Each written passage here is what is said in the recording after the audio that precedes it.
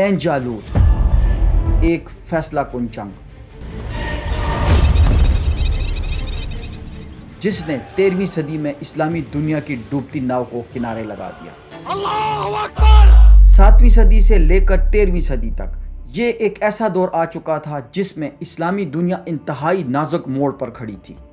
منگول بڑی تیزی سے مسلمانوں سے ایک کے بعد ایک شہر کھینچ کر اپنی منگول امپائر میں شامل کرتے جا رہے تھے۔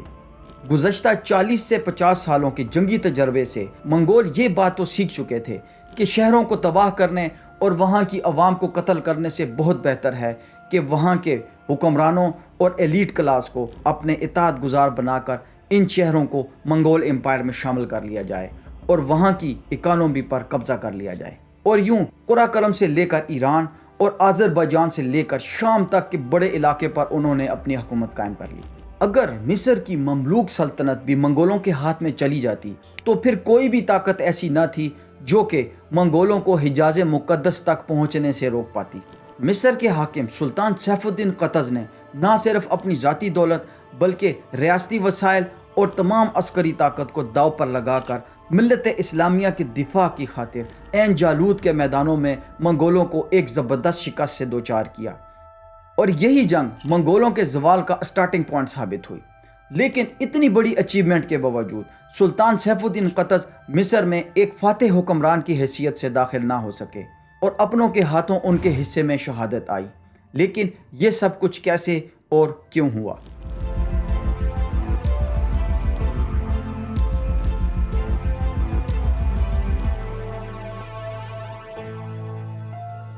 جیسا کہ آپ اس سیریز کی پچھلی ایپیسوڈ میں جان چکے ہیں کہ ہلاکو خان نے اپنے با اعتماد کمانڈر قطبوغا کو 10 سے 20 ہزار کا منگول لشکر دے کر دمشق میں چھوڑا اور خود اپنے بھائی مونکے خان کی موت کے سبب منگولیا واپس لوٹ گیا۔ اس نے قطبوغا کو یہ واضح ہدایات دی کہ اس کے آنے تک وہ مصر کی طرف یا مملوکس کی طرف کسی بھی قسم کی کوئی پیش قدمی نہیں کرے گا۔ لیکن یہ سب جاسوسی معلومات مصر میں قطز اور بیبرس تک پہنچ چکی تھی۔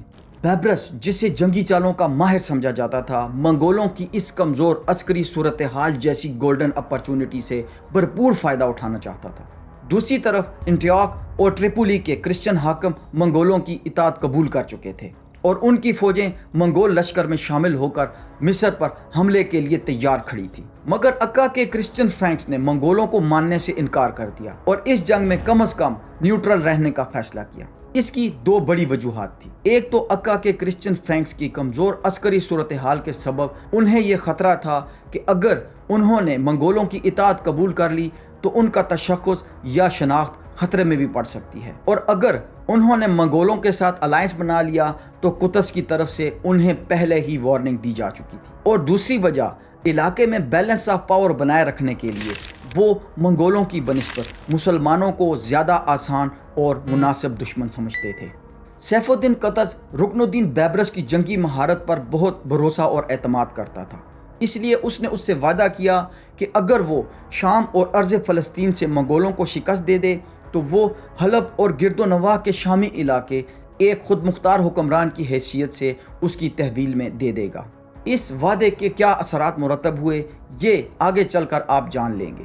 سلطان قطز نے مصر کے سلطان العلماء العز بن عبد السلام سے ایک فتویٰ طلب کیا تاکہ عوام پر جنگی ٹیکس عائد کر کے مزید ہتھیار حاصل کیے جا سکیں، لیکن اس دیانتدار عالم نے سلطان پر یہ واضح کر دیا کہ وہ غریب عوام پر اس وقت تک کسی بھی قسم کا کوئی بھی جنگی ٹیکس عائد نہیں کر سکتا جب تک کہ حکومتی گورنرز، وزراء اور ان کے رشتہ داروں کی تمام ذاتی دولت کو اس جنگ میں خرچ نہ کر دیا جائے۔ مطلب اس وقت تک کسی بھی غریب پر کوئی بھی جنگی ٹیکس عائد نہیں کیا جا سکتا جب تک کہ امیر طبقہ بھی غریبوں کے معیار کے مطابق نہ آ جائے۔ اور آج کل کے اسلامی ممالک، پاکستان کی ہی مثال لے لیں، اشرافیہ قانون ہی ایسے بناتی ہے کہ غریبوں کی چمڑی ادھیڑ کر ان سے ٹیکس وصول کیا جائے۔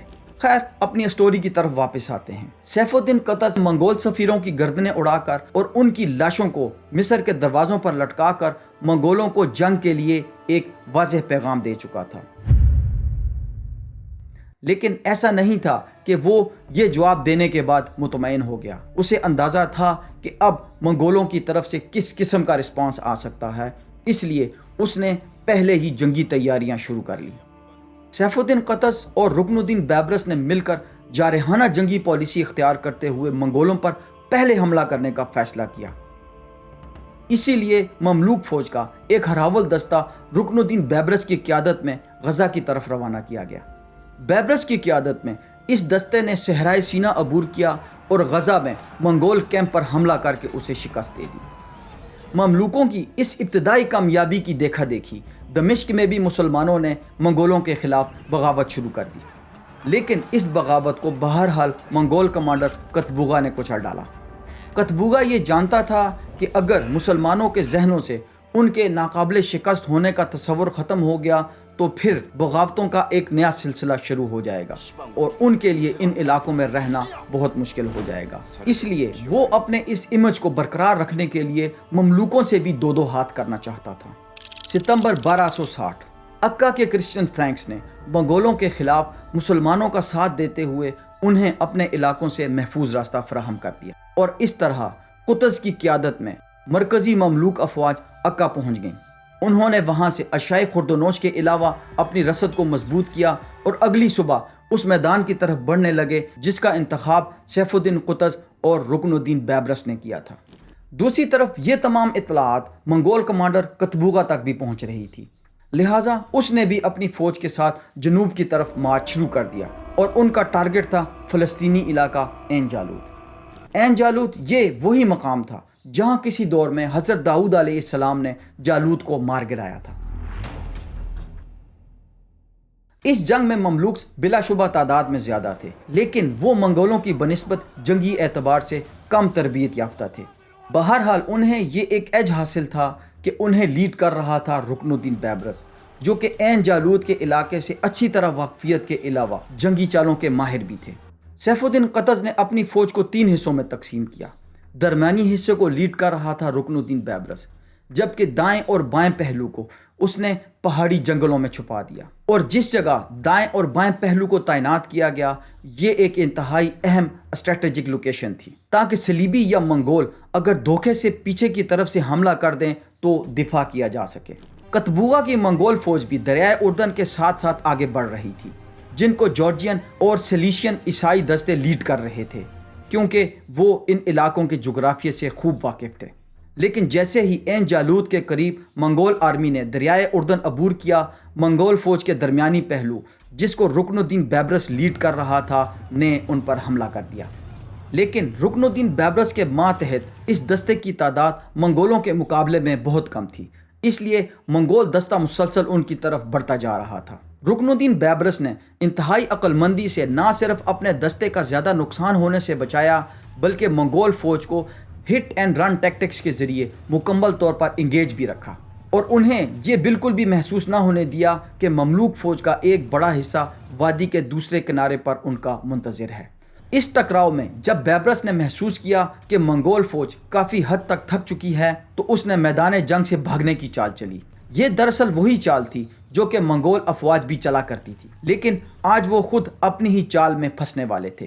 ریٹریٹ کرتے ہوئے جب منگول فوج بیبرس کی افواج کا پیچھا کرتے کرتے اس مقام پر پہنچی جہاں مملوک فوج کا بقایا حصہ تعینات تھا، تو سلطان سیف الدین قطز نے اپنی بقیہ فوج کو ان پر حملہ کرنے کا حکم دے دیا، اور اس طرح ایک فل اسکیل لڑائی کا آغاز ہو گیا۔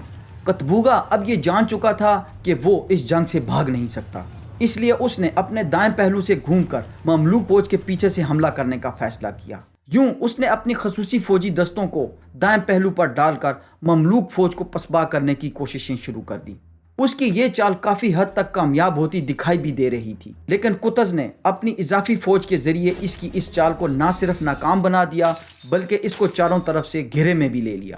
اس گمسان کی لڑائی میں منگول فوج نے مقابلہ تو خوب کیا، لیکن جلد ہی ان کے کمانڈر قطبوغا کی ہلاکت ہو گئی۔ ایک ترک سپاہی نے زمین پر پڑے قطبوغا کے سر کو ہوا میں بلند کرتے ہوئے منگولوں کو مخاطب کیا، ادھر دیکھو، یہ تمہارے سپہ سالار کا سر ہے۔ اب ظاہر ہے منگول فوج کے حوصلے پست ہو گئے اور وہ بھاگنے پر مجبور ہو گئے۔ بہت سے منگول تو دمشق کی طرف بھاگ کھڑے ہوئے اور بہت سو نے قریبی گھنی جھاڑیوں کے جنگل میں پناہ لی، مگر ترک سپاہیوں نے ان جھاڑیوں کو آگ لگا دی۔ اس جنگ میں قطبوغا کا بیٹا بھی گرفتار ہو گیا، جبکہ 5 سے 10 ہزار منگول اپنی جان کی بازی ہار گئے۔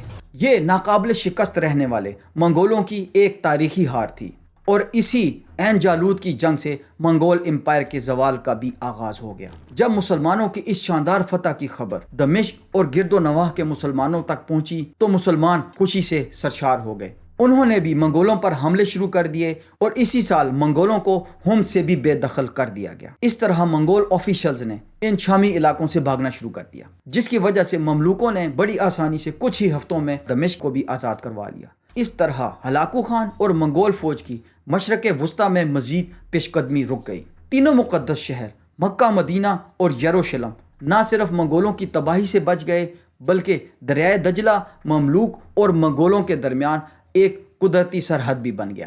مگر اسلامی تاریخ کا یہ ہیرو مطلب سلطان سیف الدین قطز اپنی اس جیت کو زیادہ دیر انجوائے نہ کر سکا۔ سلطان سیف الدین قطز کو مصر کے واپسی سفر کے دوران شہید کر دیا گیا۔ اس شہادت کی کئی وجوہات تھی، جس میں ایک بڑی مضبوط وجہ رکن الدین بیبرس بھی تھا۔ یہ ممکن ہے کہ سلطان سیف الدین قطز کی شہادت میں بیبرس کا بھی ہاتھ ہو، کیونکہ قطز نے بیبرس کے اثر و رسوخ اور طاقت کو دیکھتے ہوئے اسے حلب اور گرد و نواح کی حکومت دینے سے انکار کر دیا، جس کا اس نے اس سے وعدہ کیا ہوا تھا۔ لیکن اس بارے میں وثوق سے کچھ بھی کہنا ممکن نہیں۔ معرکہ عین جالوت ایک ایسا پوائنٹ آف ٹائم تھا جہاں سے منگول امپائر کا زوال شروع ہوا اور رکن الدین بیبرس کا عروج۔ یہ ایک مملوک ٹریڈیشن تھا کہ حکومت کی جانشینی اولاد کے بجائے سب سے مضبوط مملوک کمانڈر کے ہاتھ میں آتی تھی، اور ظاہر ہے قطز کے بعد سب سے مضبوط مملوک کمانڈر تو رکن الدین بیبرس ہی تھا۔ یوں معرکہ عین جالوت کی اس شاندار فتح کے باوجود سلطان سیف الدین قطز فاتحانہ انداز میں مصر میں داخل نہ ہو سکا، اور یہ شرف رکن الدین بیبرس کو ملا، جو کہ ملک الظاہر رکن الدین بیبرس کے نام سے تخت قاہرہ پر متمکن ہوا۔ نئے حکمران کی حیثیت سے رکن الدین بیبرس کیا منگول یلغار کو روک پایا یا نہیں؟ ٹل دین لائک، شیئر اینڈ سبسکرائب۔ اللہ حافظ۔